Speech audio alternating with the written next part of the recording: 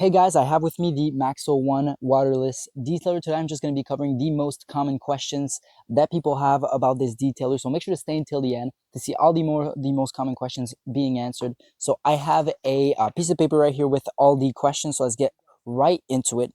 So how long does the protection typically last? So I could show you guys, I actually used it yesterday, and the protection on my car actually lasted for a little while. It says on the website and on the listing that will last between 1 to 2 months, depending on the usage. So if ever you go a lot off-roading, it might last for a shorter period of time. If you're only doing city, it might last closer to the 2-month mark. So definitely a very long time. So question 2, waterless wash versus traditional car wash. So a traditional car wash is definitely something that will take a lot longer, that will cost more money as well. We'll do some things, we'll do some things better than this. So if you have a lot of dirt and buildup on your car, having a car wash will be a lot easier. So what I would recommend is having a car wash, then using this for a nice ceramic finish at the end. So I'll put a video showing you guys what it looks like whenever I use it. It's actually really awesome. It looks really good and it works very well on scuffs and scratches, which a car wash will not be able to do. So these are the main differences. I mean, car wash will take a lot longer. Will take maybe 20-25 minutes to do. Plus you have to drive to the car wash. This is a lot faster, only a few minutes. You just do one spush and then you have a microfiber towel to actually go in circular motion on it. You just want to make sure it doesn't dry off on the surface, especially like a day like today, very hot. It'll definitely dry off fast. So next question, ceramic coating versus spray detailer. So this is a spray detailer. That's what they mean right here. A ceramic coating is basically something and a treatment you do on your car that could cost a lot of money. So it could cost between $1,000 to $2,000, and there's a really big difference in price. I mean, a bottle like this is a little bit on the pricey side, but if we compare it to a ceramic coating, which is the best comparison we could do, it's really not that expensive. So by the way, these bottles, you can get it in multiple sort of forms and formats. This is a 20 ounces. You could get it also in a gallon and anything in between as well. So having a ceramic coating or doing a ceramic coating for your car treatment, like I said initially, could cost between $1,000 to $2,000, depending on where you go. The effects will last for 1 to 5 years, and the effects are very similar to just using a ceramic spray like this.